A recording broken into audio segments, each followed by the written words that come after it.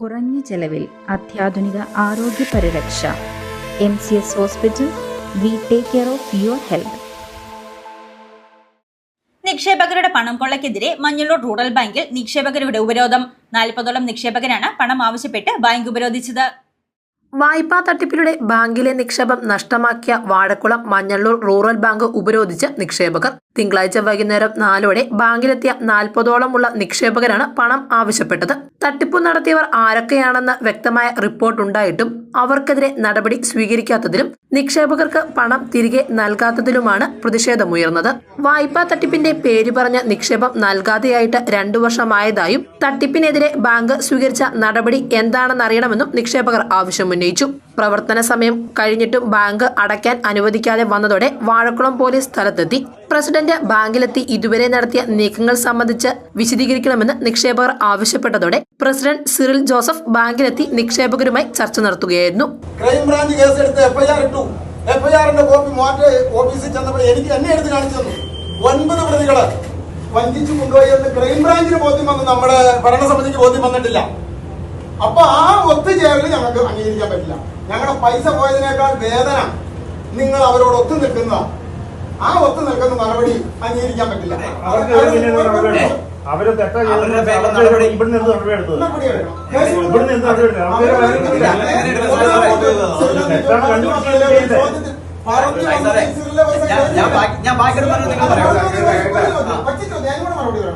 ആ വ്യാജമായി ഇവിടെ നോക്കാതെ അല്ലെങ്കിൽ കൈക്കൂലി മേടിക്കാതെ ഞങ്ങളോടുള്ള സ്നേഹം കൊണ്ട് പരിശോധിക്കാതെ ഒപ്പിട്ട് കൊടുത്ത ഉദ്യോഗസ്ഥർക്കെതിരെ ഇവിടുത്തെ ഭരണസമിതി എന്ത് നിയമ നടപടിക്ക് പോയി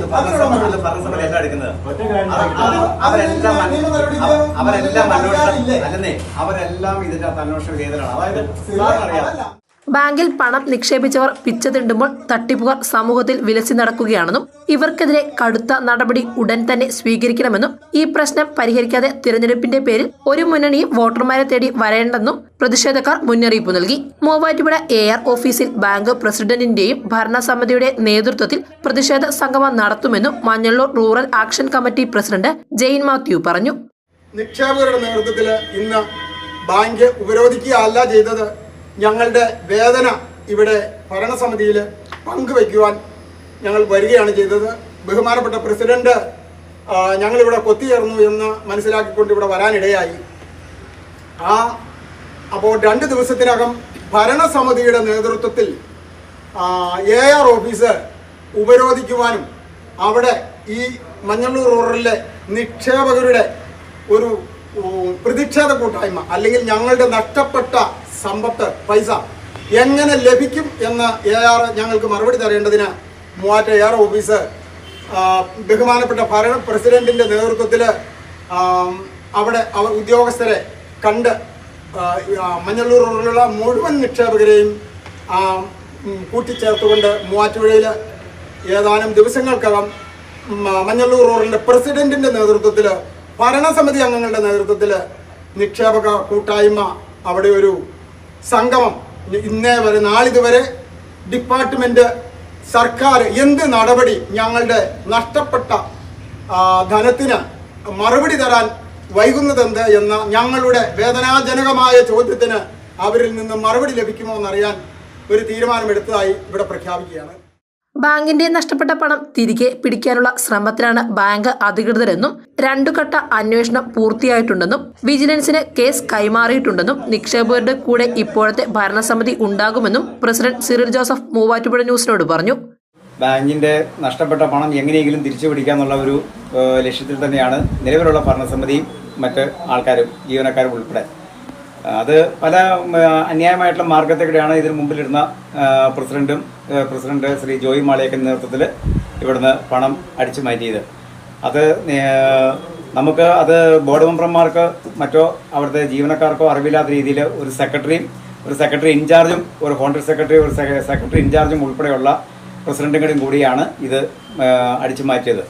മറ്റുള്ളവരെയൊക്കെ തെറ്റിദ്ധരിപ്പിച്ച് അവരുടെ പേരിൽ വ്യാജ ലോണുകൾ എഴുതി അങ്ങനെയാണ് ഈ ബാങ്കിൽ നിന്ന് പണം കൊണ്ടുപോയത്. ഇതിന് നിയമപരമായിട്ടുള്ള ഇപ്പോൾ അന്വേഷണം ഡിപ്പാർട്ട്മെൻറ്റിൻ്റെ 2 ഘട്ട അന്വേഷണം പൂർത്തിയായിട്ടുണ്ട്. അത് ക്രൈംബ്രാഞ്ച് അന്വേഷിക്കുന്നുണ്ട്. ഈ 2 ഘട്ട അന്വേഷണം പൂർത്തിയായതിനു ശേഷം ഇത് വിജിലൻസിന് കേസ് കൈമാറി അനന്തര നടപടികൾ അവരുടെ വസ്തുക്കൾ അറ്റാച്ച് ചെയ്യുന്ന രീതിയിലേക്ക് നടപടിയിലേക്കാണ് കാര്യങ്ങൾ നീങ്ങിക്കൊണ്ടിരിക്കുന്നത്. നിക്ഷേപകരുടെ പണം നഷ്ടപ്പെടുകയില്ല എന്നുള്ള ഒരു വിശ്വാസം തന്നെയാണ് എല്ലാവർക്കും ഉള്ളത്. നിയമപരമായിട്ട് ഇവരുടെ വസ്തുക്കൾ തിരിച്ച് അറ്റാച്ച് ചെയ്ത് അത് അവരുടെ സ്വത്തുക്കൾ കണ്ടുകെട്ടി നിക്ഷേപകർക്ക് തിരിച്ചു കൊടുക്കാന്നുള്ള മാർഗ്ഗമാണ് ഇതിനകത്ത് ഇനി ഒരു മാർഗമായിട്ട് കാണുന്നുള്ളൂ. അതിന് നിക്ഷേപകരുടെ കൂടെ ഭരണസമിതി തീർച്ചയായിട്ടും എല്ലാ കാര്യങ്ങൾക്കും ഇപ്പോൾ ഉള്ള ഭരണസമിതി നിലനിൽക്കുമെന്നുള്ള കാര്യം മാത്രമേ എനിക്ക് അവസരത്തിൽ പറയാനുള്ളൂ. സഹകരണ വകുപ്പ് തലത്തിലും സർക്കാർ തലത്തിലും സ്വീകരിച്ച നടപടികൾ അറിയുന്നതിന് സഹകരണ വകുപ്പ് ഓഫീസ് ഉപരോധിക്കാനും തയ്യാറെടുക്കുകയാണ് നിക്ഷേപകർ. News desk Muvattupuzha news. ഓരോ 50,000 രൂപയുടെ പർച്ചേസിനും സ്വർണ്ണ നാണയം സമ്മാനം. കൂടാതെ നറുക്കെടുപ്പിലൂടെ തിരഞ്ഞെടുക്കുന്ന ഓരോ ഭാഗ്യശാലിക്ക് ഹോണ്ട ഡിയോ സമ്മാനമായി നൽകുന്നു. ഈ ഓഫർ ഒക്ടോബർ 1 മുതൽ ഡിസംബർ 31 വരെ മാത്രം. ജേക്കോ ജുവൽസ്, തൊടുപുഴ.